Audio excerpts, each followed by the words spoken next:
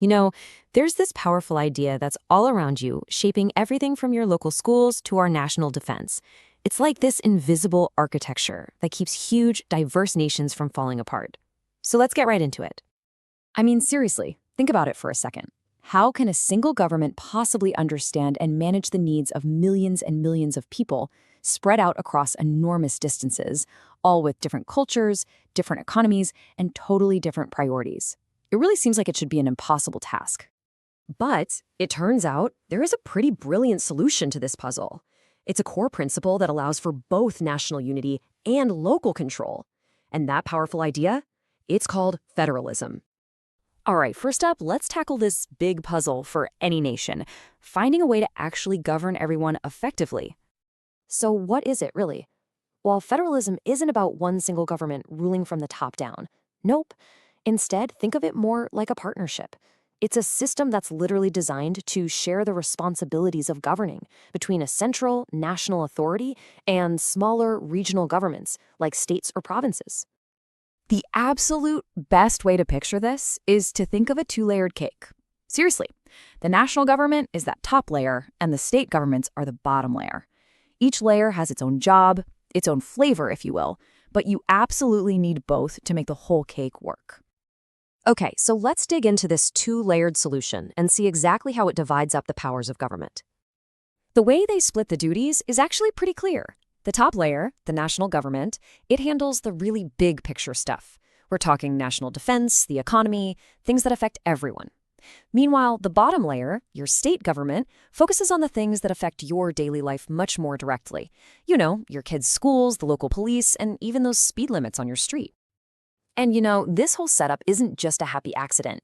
This division of power is a built-in safety mechanism.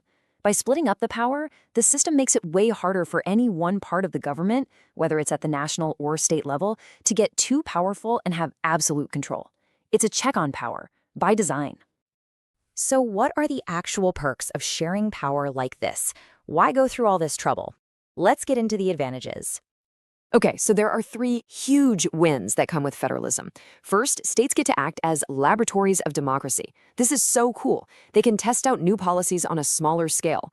Think about how some states experimented with things like charter schools long before it became a national conversation. If an idea works, great, it can spread. If it doesn't, well, at least it didn't fail on a national level. Second, it brings the government closer to you, to the people. Local problems get handled by local leaders who actually understand them. And third, it's a massive guard against tyranny because power is spread out, not all piled up in one place. But, of course, it's not always smooth sailing. The system isn't perfect. Next up, let's look at the challenges. What happens when these two layers of government don't quite see eye to eye? And that's the big question, right? Who gets the final say when the national government wants one thing and a state government wants the complete opposite? This is where that nice, clean idea of a two-layer cake starts to get, well, a little messy.